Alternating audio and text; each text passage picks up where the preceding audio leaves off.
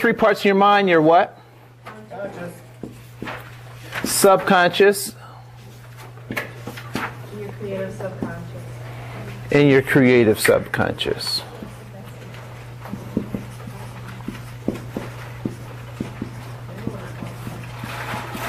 Yeah. And the conscious's job is what? What's his job? To perceive. And how do you perceive with your conscious mind? What does it mean to be conscious, first of all? What's that word mean? Aware. Aware or awake.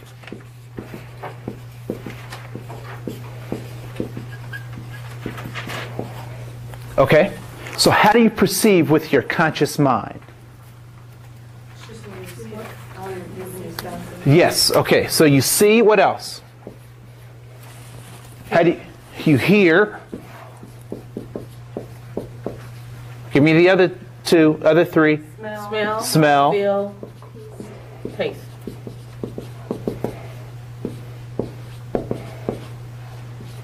All right. So that's how you get all that stuff through your conscious mind, right? So you get, your conscious means to be awake or aware. And you see, hear, smell, taste, and feel with your conscious mind, right? So what happens to that information? Once you get in your conscious mind, it goes where? You process it, and it gets stored in your subconscious.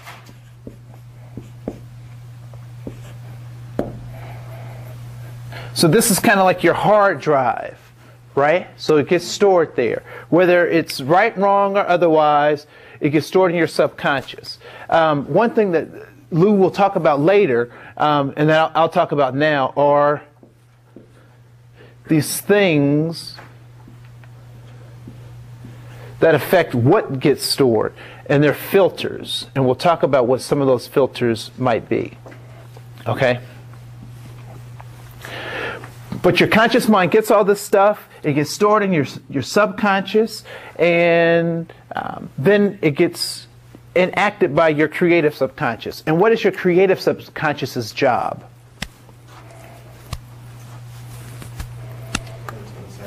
Yeah, maintain sanity.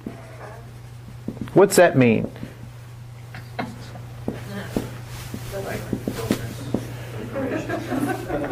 Okay, so it filters information. What else? What does it mean to be sane?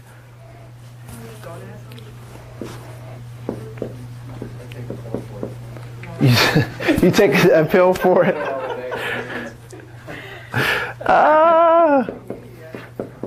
All right.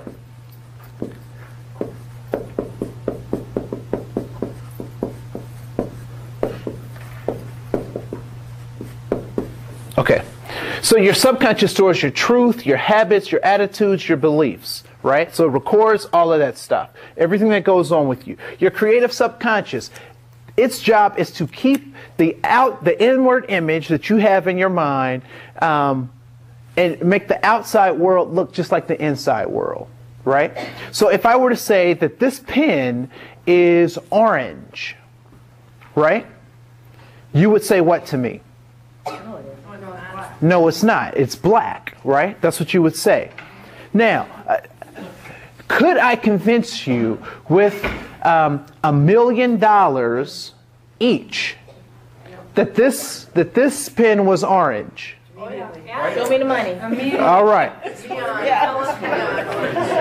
So it's whatever color I say it is, right? With $1 million each.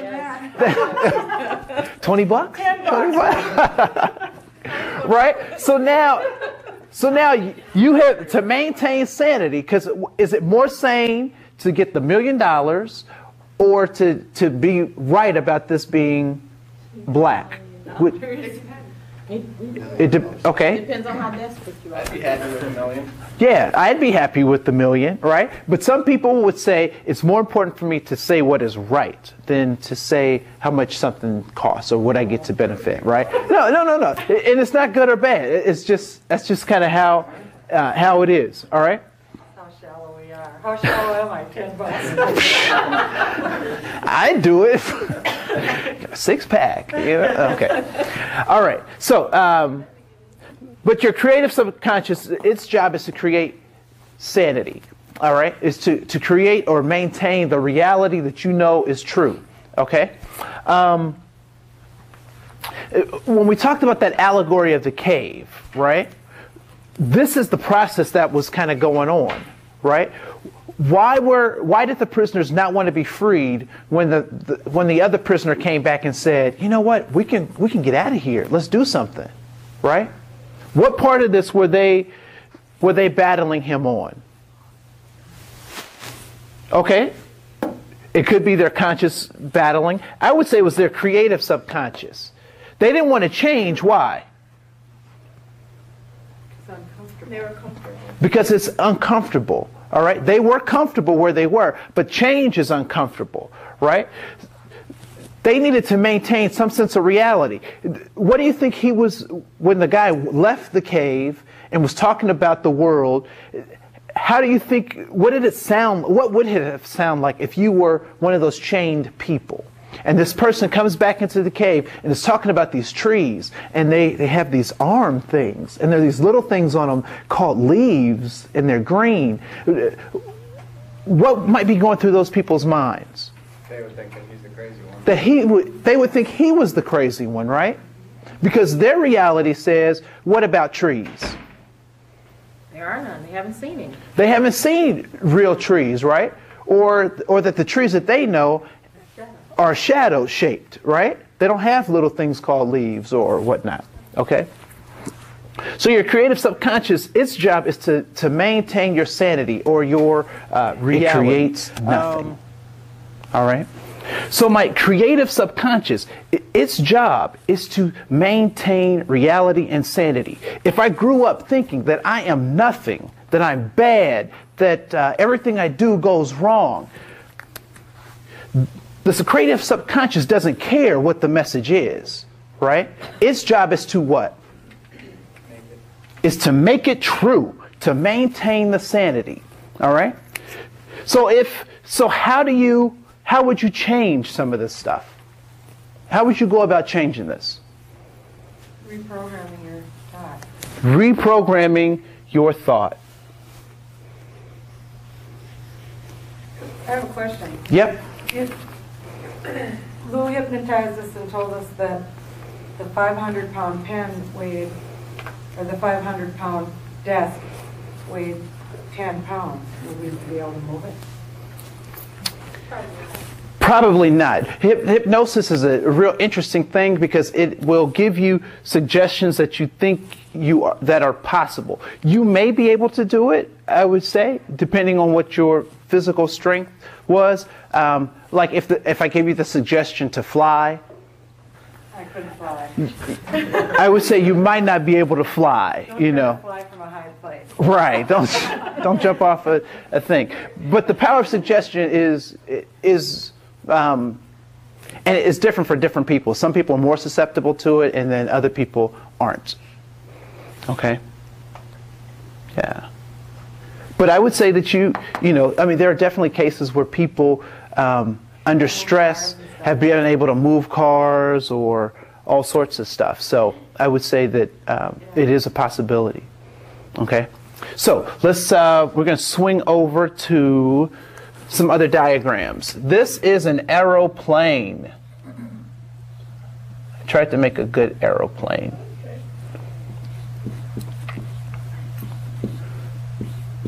So, two things about an aeroplane. When you go up in the plane, that is called the what? Nope. We're at 42,000 feet. That's the altitude, elevation or altitude, right? So that's the altitude. Is how high. Altitude.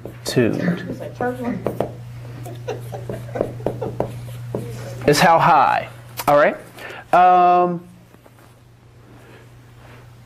So what's it called when the airplane kind of tilts to one side or the other? What is that called? Does anybody know? No? Establishing. Okay. That is called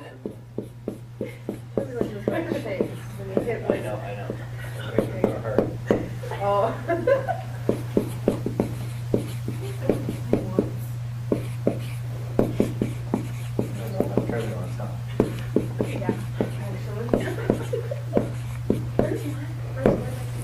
So the altitude is how high you go, right? And the attitude of the airplane is the direction at which you lean. Okay? So those are two things. Those are two important things, and I'll come back to those in just a second. What is automatic pilot? What's automatic pilot? When the plane is flying itself. When the plane is flying itself.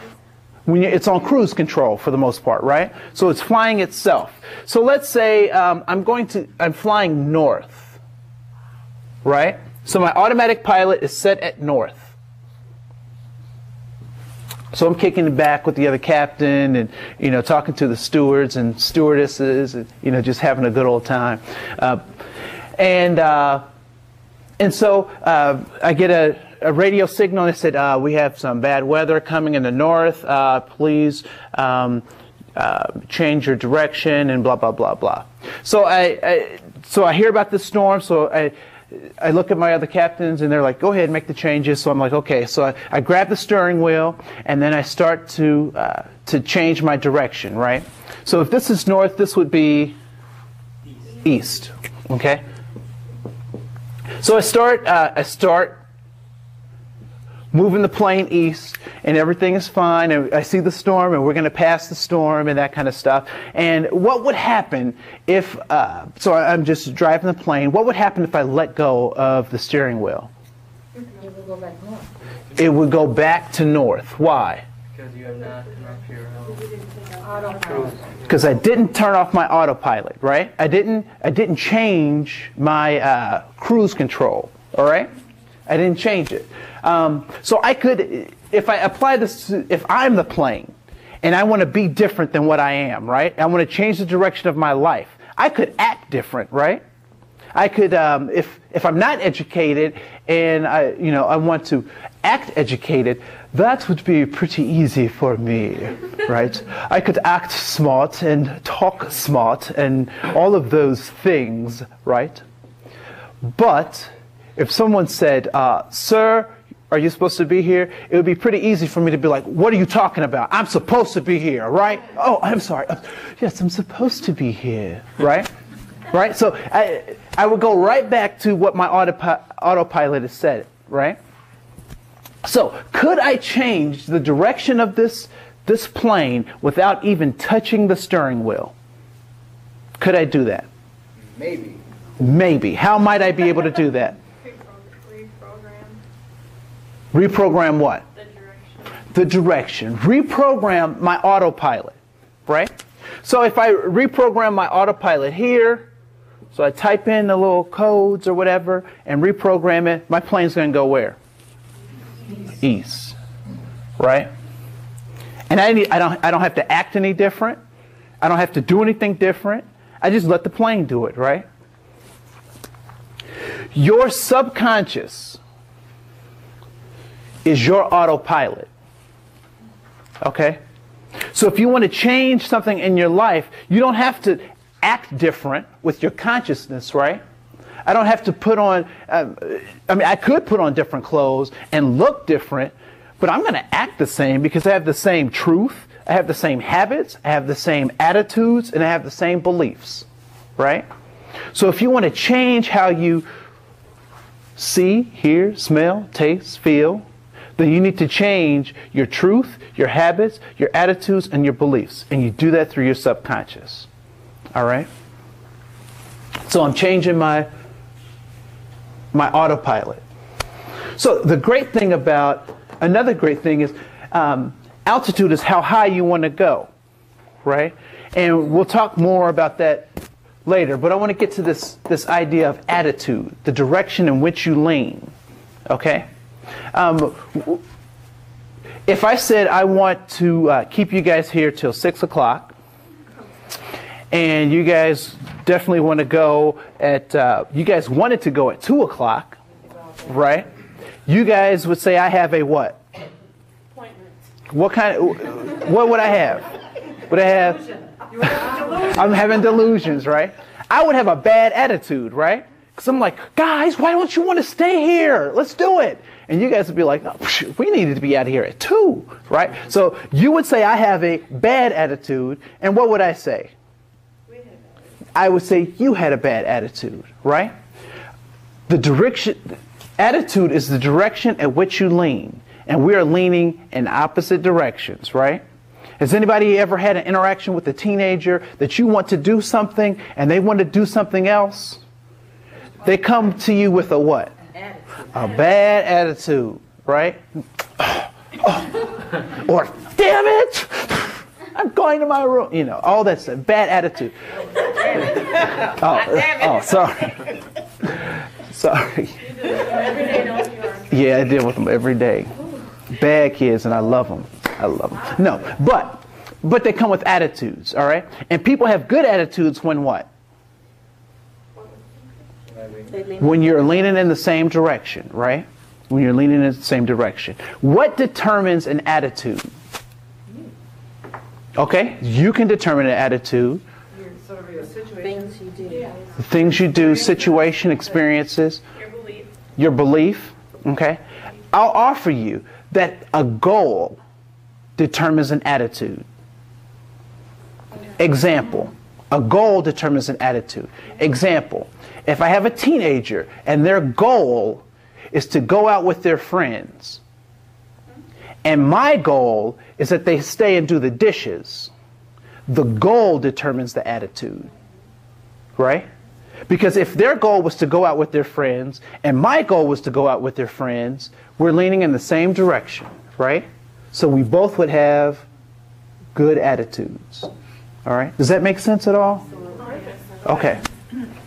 Good. So attitude is determined by your goal. And your goal is a part of what you need to create in your subconscious. Okay? Last piece, and then I will let you go. And if your goal is to buy a house and change your credit habits. That's right. But that also, this is, but that's not, that's a great, I mean, that's a great example. When you talk about credit, you can change this stuff, but to get to the root of it, because I can like, never mind. But to get to the root, you need to change the subconscious. No, it's not that juicy. All right. So quickly, what is power? What is power? It's authority. It's what else? Energy. Energy. It's not quite energy. It's related to energy. Knowledge. It's not quite knowledge, but it's related to knowledge. Science people, anybody. Okay, it is a force to do what? To be in control. All right. To have control. Yeah, control. The ability to control something or things. You misspelled it. A-B-I-L-I-T. A-B-I-L-I-T.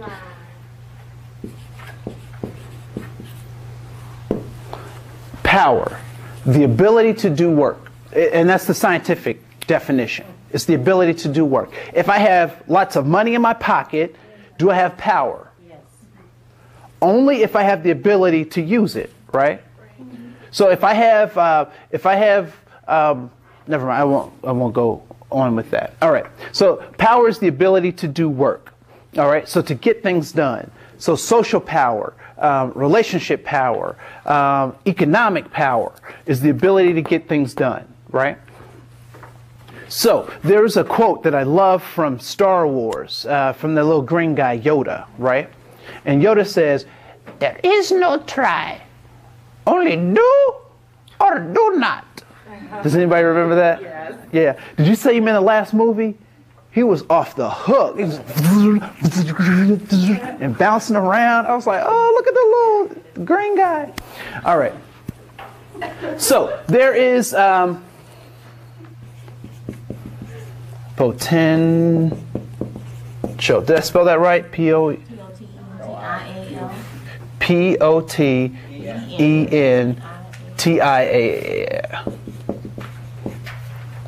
So I'm glad you guys bear with me. What is potential? possibility. That's exactly right. Potential is the possibility. It's the stored up energy, right? So potential is your stored possibility of something, right? And potential is captured in words like can, right? I can do this. I can be nice, but I'm not, right? Should, would,